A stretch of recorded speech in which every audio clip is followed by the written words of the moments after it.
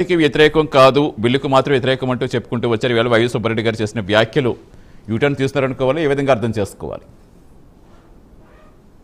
Sir, prime nine వీక్షకులకు అలాగే panel సభ్యులందరూ కూడా నమస్కారం సార్. నమస్తే, చెప్పండి సార్. మొదటి నుంచి కూడా వైఎస్ఆర్ కాంగ్రెస్ పార్టీ అమరావతికి వ్యతిరేకం అనేటటువంటి భావనని కల్పించి చంద్రబాబు నాయుడు గారు ఒక్కరే లేకపోతే తెలుగుదేశం పార్టీ మాత్రమే అమరావతి రాజధానిని కట్టింది అని చెప్పేసి చెప్పుకోవటం కోసం మొదటి నుంచి కూడా వైఎస్ఆర్ కాంగ్రెస్ పార్టీ మీద బురదేస్తున్నారు.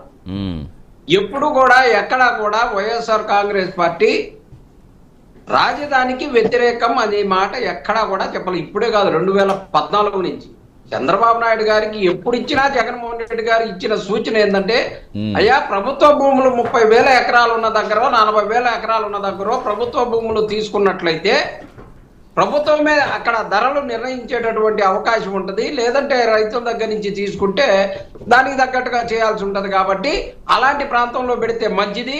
కానీ మీరు ఇక్కడ నిర్ణయం తీసుకుంటున్నారు కాబట్టి మేము చేసేది ఏమి లేదు, మా అభిప్రాయాన్ని మేము తెలియపరచామని 2014 ఎన్నికలు అయిపోయిన తర్వాత జగన్మోహన్ రెడ్డి గారు చెప్పడం జరిగింది.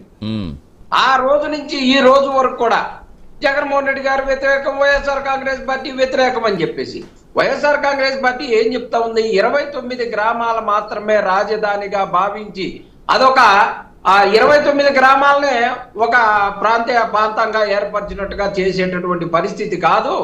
రాష్ట్రంలో ఉన్నటువంటి సంపద మొత్తాన్ని కూడా తీసుకొచ్చి అమరావతిలో పెడతా ఉన్నారు. అమరావతి అనే దాన్ని కంప్లీట్ చేసేటటువంటి పరిస్థితి ఎంత పోసినా కానీ అక్కడ కంప్లీట్ చేసేటటువంటి పరిస్థితి లేదు.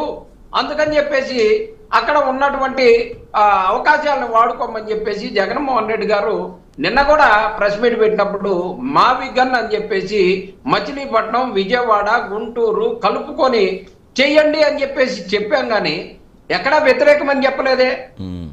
అసలు వైఎస్ఆర్ కాంగ్రెస్ పార్టీ అమరావతి రైతులకి మంచి చేయాలని, అమరావతి రైతులకు మంచి చేయాలని దానికి సంబంధించినటువంటి బిల్లులో అమరావతి రైతులకి 50,000 ఎకరాలలో 30,000 ఎకరాలు 29,000 మంది రైతులు ఇచ్చున్నారు.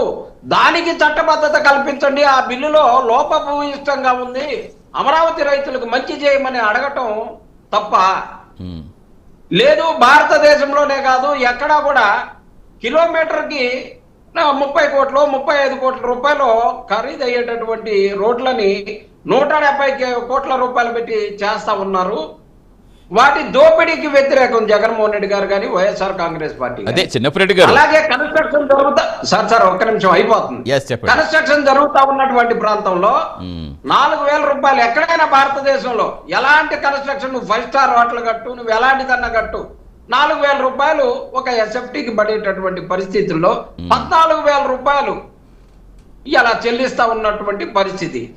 ఏంది ఈ దోపిడీ? ఎక్కడికి పోతుంది? వీటన్నిటిని కూడా బిల్లులో చేపట్టి చట్ట ప్రకారం చేయమని చెప్పేసి దానికి కూడా చట్టంలో ఆ బిల్లులో పాత్ర కల్పించమని చెప్పేసి వైఎస్ఆర్ కాంగ్రెస్ పార్టీ కోరుకోవటం నేరమా? ఏంటి సార్, ప్రజల ధనాన్ని లూటీ చేస్తా ఉన్నారని చెప్పేసి బిల్లులో మా వర్షం మేం చెప్తా ఉండి రాజధాని రైతులకి చట్టంలో ప్రవేశం కల్పించి దాన్ని ఆ చట్టంలో వాళ్ళకి ఎలా న్యాయం చేస్తారు? ఇప్పుడు మొన్నల్లో ఉంది సార్, ఒక రైతు చనిపోయాడు. చనిపోయినటువంటి రైతు ఏనికి చనిపోయాడు సార్? ఎక్కడో గుంతల్లోనో సమాధుల్లోనో ఎక్కడో మాకు పొలాలు ఇస్తా ఉన్నా, మాకు ల్యాండ్లు ఇస్తా ఉన్నా, బంగారం లాంటి 3 పంటలు పండే పంటలు తీసుకొని మాకెక్కడో గుంతల్లోనూ చెరువుల్లో ఇస్తా ఉన్నారని చెప్పేసి మాట్లాడినటువంటి పరిస్థితుల్లో భావోద్వేగానికి గురే ఆయన చనిపోయింది. అంటే అలా కాదు చిన్నప్పరెడ్డి గారు, ఇక్కడ కాదు ఒక్కటే నిమిషం. ప్రధాన సమస్య ఏంటంటే, సరే ముందు అమరావతికి మద్దతు ఇచ్చారు గతంలో, తర్వాత 3 రాజధానులు అన్నారు, ఇప్పుడు మళ్ళీ మావిగాని అంటున్నారు. అంటే ప్రజల్లో కన్ఫ్యూజన్ క్రియేట్ కదా. సరే మీరు అధికారులు ఉన్నప్పుడే ఏదైతే మచిలీపట్నం, గుంటూరు, అమరావతి ఉందో దాన్ని చేస్తామని పోనీ అప్పుడన్నా చెప్పగలిగారా? ఇప్పుడు మళ్ళీ ఇలాంటి ప్రతిపాదనలు తీసుకురావటం, ఇప్పుడు అమరావతి వ్యతిరేకం కాదు అనే చెప్తున్నారు. సరే రైతుల సమస్యలు అంటున్నారు, ప్రతిపక్షంగా పోరాటం తప్పు కాదు, అధికార పక్షంలో ఉండగా ఏం చేస్తారు?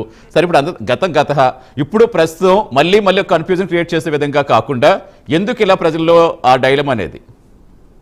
సార్ కన్ఫ్యూజన్ కాదు సార్, వైఎస్ఆర్ కాంగ్రెస్ పార్టీ ఏం భావించిందంటే ఆంధ్రప్రదేశ్లో వైజాగ్ అనేది అతిపెద్ద సిటీ, పోర్టుతో కలిగి ఉంది, బ్రహ్మాండంగా పోగానే మనం కాస్త రోడ్లు ఇన్ఫ్రాస్ట్రక్చర్ ఏర్పాటు చేసుకొని వెంటనే ప్రారంభించుకోవచ్చు అన్న దానికి అక్కడికి వెళ్ళాలని అనుకున్నారు. కానీ ఇప్పుడు కూడా వైఎస్ఆర్ కాంగ్రెస్ పార్టీ చెప్పేది ఒకటే, చంద్రబాబు నాయుడు గారు ఇప్పటికీ 50,000 కోట్ల రూపాయలు రాజధానిలో పోసారు సార్.